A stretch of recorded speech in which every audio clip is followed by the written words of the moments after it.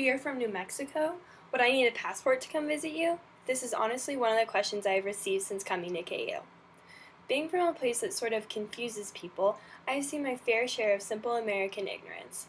No, you don't need a passport. No, I don't speak Spanish. This is just a small reflection of the bigger picture.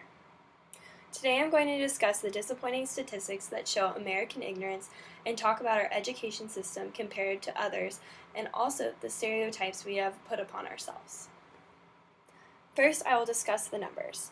What I mean when I say American ignorance is the disappointing amount of fundamental facts about our country, politically and in general, our population is unaware of.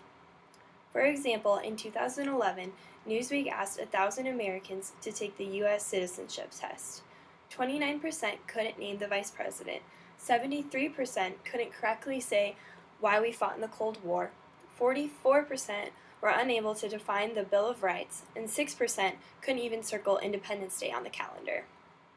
On top of basic American history, Americans have a very low understanding of basic parts of our society. In October 2014, UK pollster polled 11,527 people and asked several questions. For example, they asked, do you believe the murder rate in America is going up?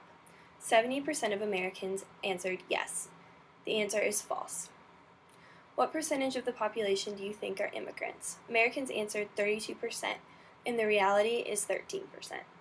What percentage of American girls aged between 15 and 19 years old gave birth each year? Americans guessed 23.9%. The reality is 3.1%. The results of the poll landed America second on the list of most ignorant countries behind Italy. Now, what do polls like this do for America's reputation? Stereotypes of Americans are pretty harsh. In an article written in January 2014, a list of American stereotypes was given. Some of them were that all Americans love McDonald's, everyone owns a gun, we are lazy, and we are uninformed. Well, the reality is not all American stereotypes are true, but some of them reflect the truth.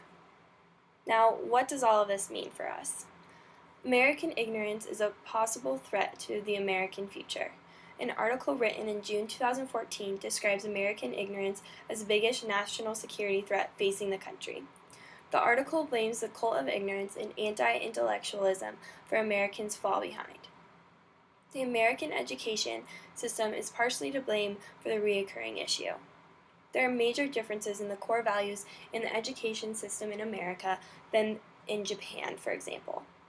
School is more formal, teachers are paid more, and there is a national curriculum. These are just a few things that could play a role in American ignorance as a whole. In conclusion, Americans are looked down upon by other countries in Europe and Asia for our ignorance, our inferior education system, and our lifestyle.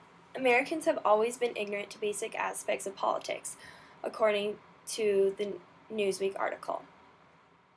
But it is becoming a national threat as other countries begin to greatly surpass us. Don't get me wrong, I did not give this speech because I am any better than the average American. I took the citizenship test and got 1 out of the first 5 right.